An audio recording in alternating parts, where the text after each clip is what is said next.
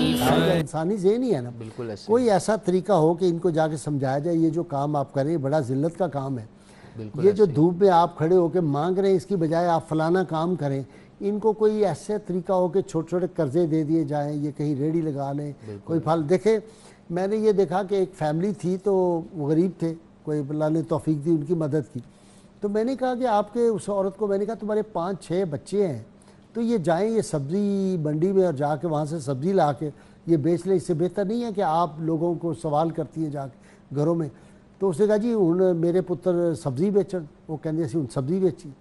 مطلب یہ جو محنت کی آر ہے یہ نہیں ہے ماں جا کے لوگوں کے گھروں سے کام کر کے لے آئے وہ ٹھیک ہے، تو سبزی نہیں باہر رکھ کے بیچ سکتے۔ جی سر، آپ نے دونوں چیزوں کا اپنے سوال میں جواب کی طرف بھی اشارہ کر دیا۔ ایک تو آپ نے بتا دیا کہ کام چوری ہے، دوسرا جیسے کہ میم نے فرمایا اور ڈاکٹر صاحب نے فرمایا کہ ہمارے ہاں جو ٹرینڈ ہے نا، یہاں پر جو سلسلہ چل رہا ہے وہ مافیاز ہیں۔ اب میرا چونکہ تھوڑا سا ایڈمنسٹریشن کے ساتھ انٹریکشن رہتا ہے، تو آج سے تقریباً 2-2.5 سال پہلے یہاں پر ہمارے ماڈل ٹاؤن کے ایک اسسٹنٹ کمشنر تھے، میرا ان کے پاس جانا ہوا، تو میں نے ان سے پوچھا کہ اس طرح آپ کے ڈومین میں کیا یہ آتا ہے کہ نہیں آتا، تو انہوں نے بتایا کہ یہ اتنے اسٹرانگ مافیاز ہیں کہ ہم ان کو جب گاڑیوں میں ڈال کے لے کے جاتے ہیں تو ان کے پیچھے وکلا آ جاتے ہیں، پراپر وکلا ہیں جو ان کی سیم ڈیٹ پر ضمانت کرواتے ہیں۔ تو پہلی تو بات یہ کہ یہ تو ایک ناسور کی طرح معاشرے میں پھیل رہے ہیں، اس کے لیے گورنمنٹ کو سٹرکٹ لا میکنگ کرنی پڑے گی، اس لیجسلیشن کو امپلیمنٹ کرنا پڑے گا، لیکن ہماری سول ایڈمنسٹریشن پلس سر سب سے امپورٹنٹ ہماری عوام کے بیہیویئر چینج ہونے چاہیے۔ ابھی کتنی خوبصورت احادیث ہم نے یہاں پر ذکر کی کہ نبی پاک صلی اللہ علیہ وسلم نے سخت ترین ممانعت کی۔ آپ نے اپنے انٹروڈکشن میں فرمایا کہ قیامت کے دن وہ شخص جب اللہ کے سامنے جائے گا، ایک تو چہرے پہ اس کے نور نہیں ہوگا، دوسرا نوچا ہوا اس کا چہرہ ہوگا۔ تو یہ بہت بیسک چیزیں ہیں جس کو ہم نے سمجھنا ہے۔ میں سر یہاں پر قائد اعظم محمد علی جناح کی زندگی کا ایک چھوٹا سا واقعہ شیئر کرنا چاہوں گا۔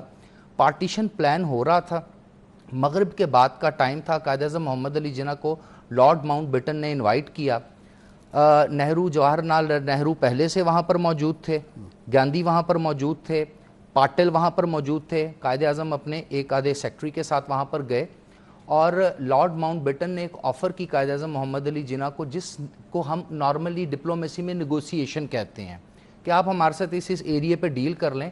قائد اعظم کی اپنی اہمیت، غیرت اور خودداری کا عالم اتنا تھا کہ بابا قوم نے اپنی جیب سے ایک ہینکر چیف، ایک رومال نکالا اور ان کے سامنے پھینکا۔ انہوں نے کہا میں اپنی غیرت کے ساتھ اور عدل کے ساتھ اتنا حصہ زمین کا لے لوں گا، لیکن تم لوگوں کے آگے ہاتھ نہیں پھیلاؤں گا، تم سے کوئی ڈیل نہیں کروں گا۔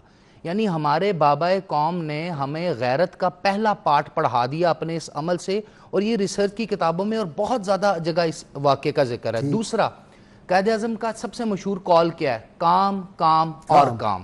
اب یہ کیا ہے؟ ہم بچپن میں پڑھا کرتے تھے Quaid Azam was among those persons who have turned their nights into days۔